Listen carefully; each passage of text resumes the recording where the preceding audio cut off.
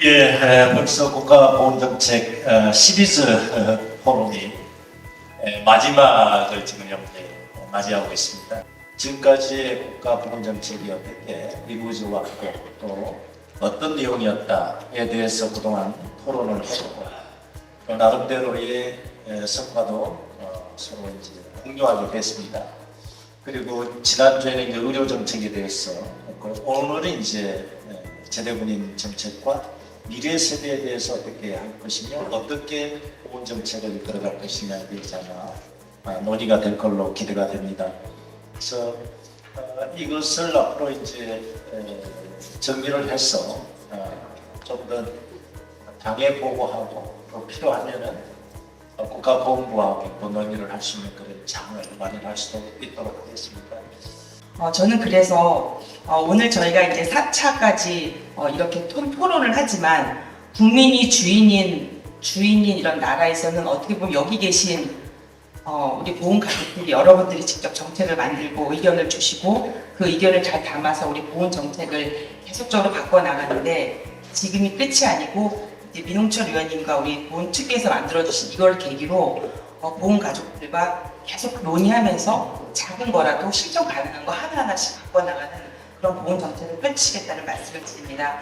그냥 토론에서 끝나는 것이 아니고 실질적으로 추가적인 예산이 배정돼서 우리 대한민국 내에서 변화로 이어지는 실용적인 변화, 정말 특별한 보상을 드릴 수 있는 그런 변화로 만들도록 우리 위원장님과 차관님과 또 계시진 않지만 오늘 장관님과도 공감대를 형성했습니다. 그래서 오늘 귀한 말씀도 이어주시고요.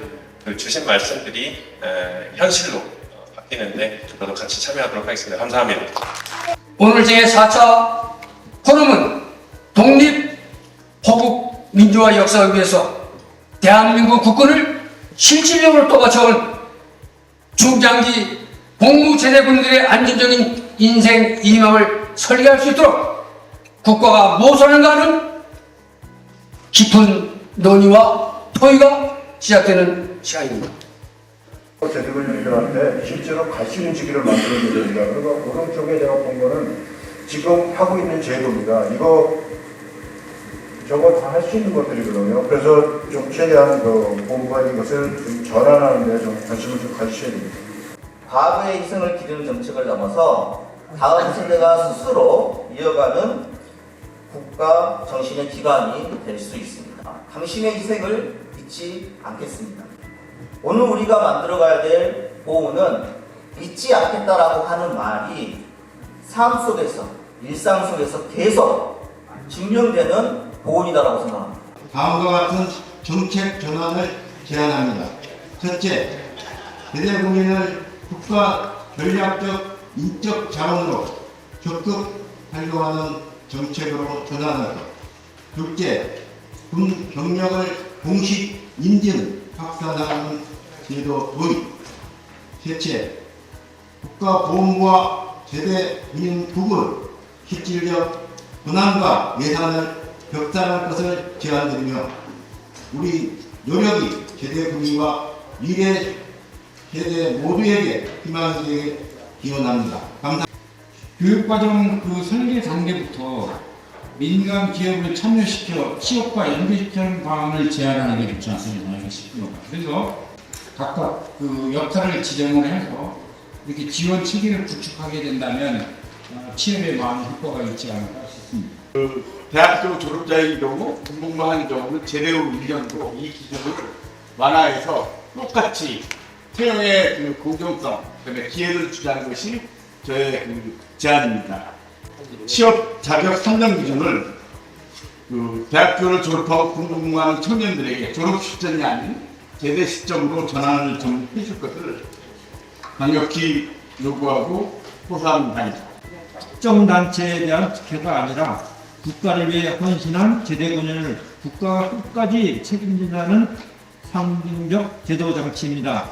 국가 재정 지원이 현실적으로 어려운 상황이라면 자립할 수 있는 길을 제도로 열어주는 것이 가장 합리적이고 지속 가능한 정책 대안이라고 생각합니다. 이런 보상 체계는 보훈단체가 수동적 지원 대상이 아니라 능동적 정책 협력 활성화가 가능하도록 하는 핵심 수단이 될 것이 분명합니다. 여러 가지 의견 주셨는데요. 사실은 제대로인 정책 관련해서 주신 의견은 저희가 사실은 시간 공감하고 있고 저희도 많이 노력하고 있는 부분들이어서 그 부분도 저희가 잊지 않고 제가 챙겨보겠습니다.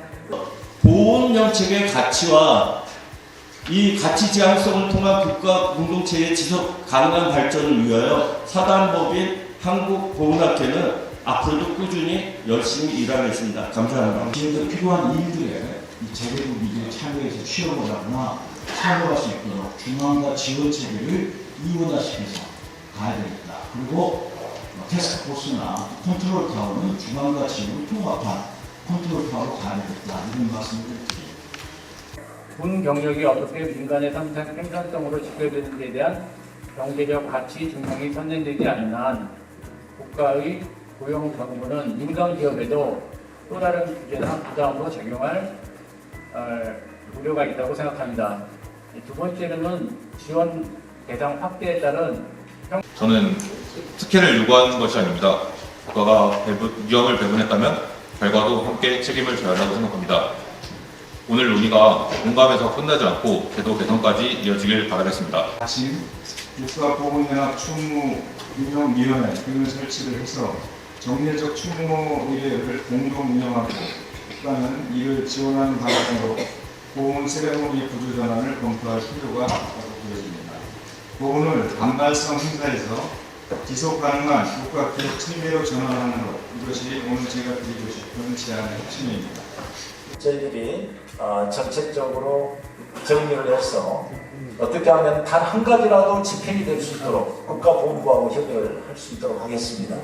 아무쪼록 지난 1월 21일부터 사회에 걸쳐서 이렇게 시리즈로 국가보훈정책에 대해서 이렇게 토론하는 건 처음일 겁니다.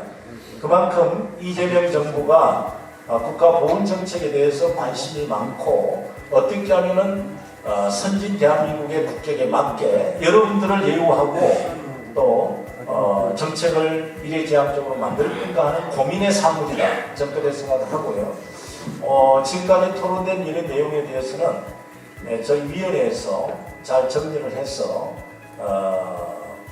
정말 모두가 참 실현될 수 있도록 저희들이 노력도 하고 입법적으로 필요하면 법도 개정안을 내고 그렇게 하겠다 이런 약속의 말씀을 드립니다.